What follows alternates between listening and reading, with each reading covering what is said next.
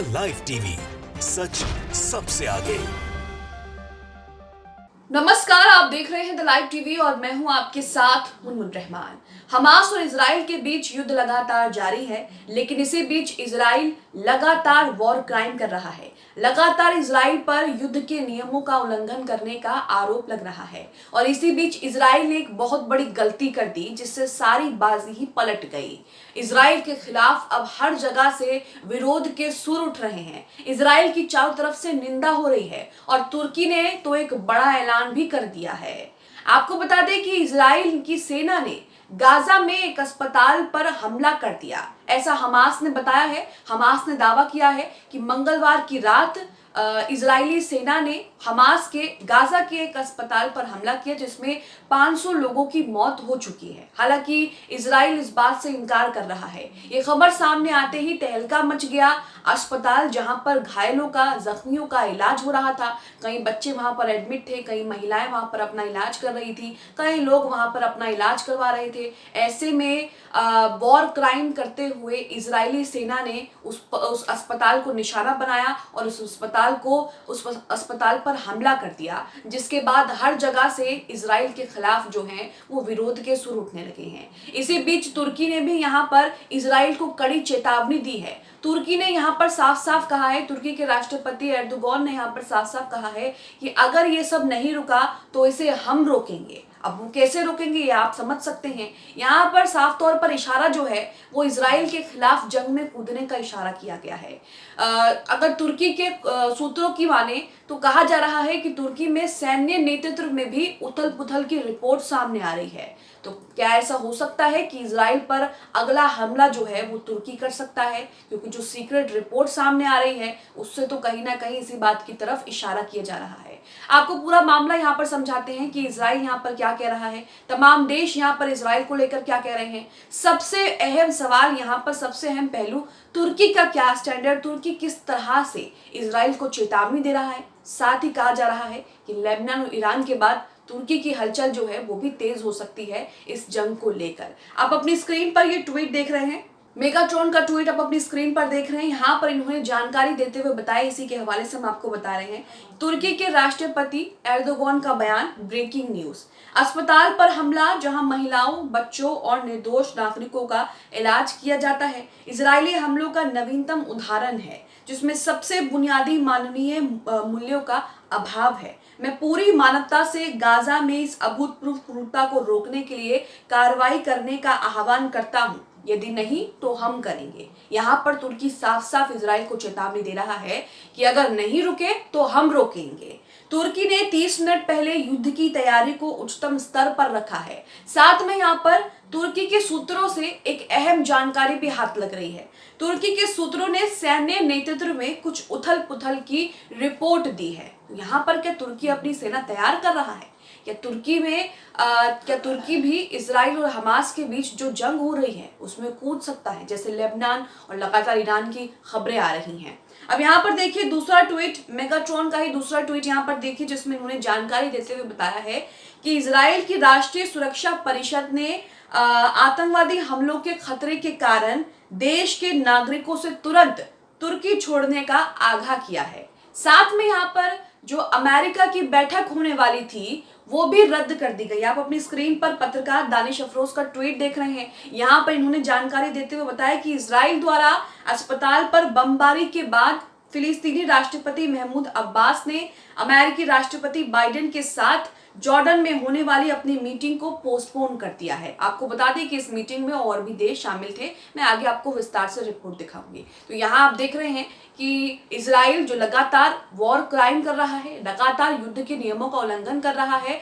और गाजा में आम लोगों को निशाना बना रहा है। उस पर इल्जाम है कि उसने गाजा में एक अस्पताल को निशाना बनाया, जिसमें 500 लोगों की मौत हो चुकी। तो ये आप देख रहे हैं कि गाजा किस तरह से फिलिस्तीनियों का नरसंहार करने पर तुला है। ये युद्ध नहीं, नरसंहार किया जा रहा है। हालांकि लगातार ही इजराइल जो है वो फिलिस्तीनी मुसलमानों पर जुल्म करता आया, सालों दशकों से जुल्म करता आया है। ये कहानी अभी की नहीं है। और अब भी किस तरह से इजराइल जो है वो सबके सामने फिलिस्तीनियों को किस तरह से प्रताड़ित कर रहा है, यहाँ तक कि अस्पतालों को भी नहीं बख्श रहा। जहाँ लोगों का इलाज हो रहा है, जहाँ जख्मी लोग अपना इलाज करवा रहे हैं, उन अस्पतालों को भी नहीं बख्शा जा रहा। अब आज तक की रिपोर्ट आपके सामने है जिसमें पूरा मामला समझाया गया है। इजराइल के इस हमले की निंदा किस तरह से की जा रही है, किस देश ने क्या कहा है, यहाँ तक कि WHO ने भी इसकी निंदा की है, UAE ने भी इसकी निंदा की है और साथ ही एक अहम बैठक भी बुलाई गई है। आप अपनी स्क्रीन पर देख सकते हैं, आर्टिकल की हेडलाइन में लिखा है कि गाजा के अस्पताल पर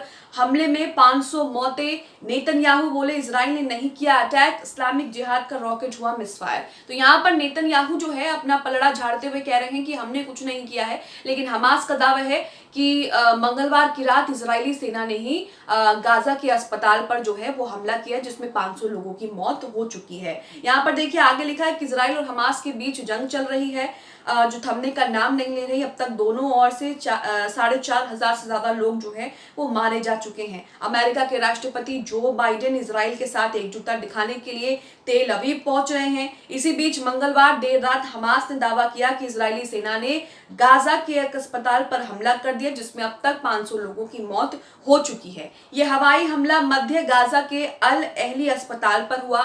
इसे गाजा पट्टी का आखिरी क्रिश्चियन हॉस्पिटल बताया जा रहा है।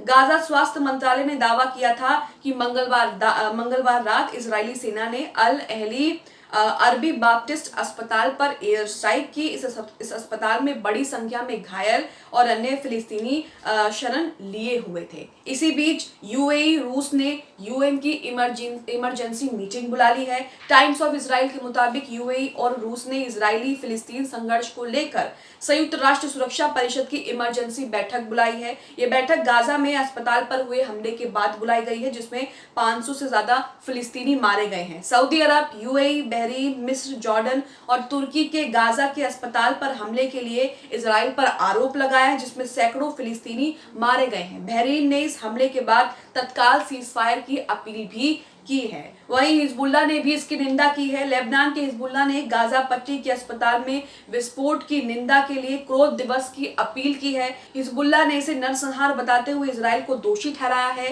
हिजबुल्लाह ने हमले को नरसंहार और क्रूर अपराध बताते हुए कहा है कि बुधवार दुश्मन के खिलाफ गुस्से का दिन हो। अस्पताल पर हमले की WHO ने भी निंदा की है।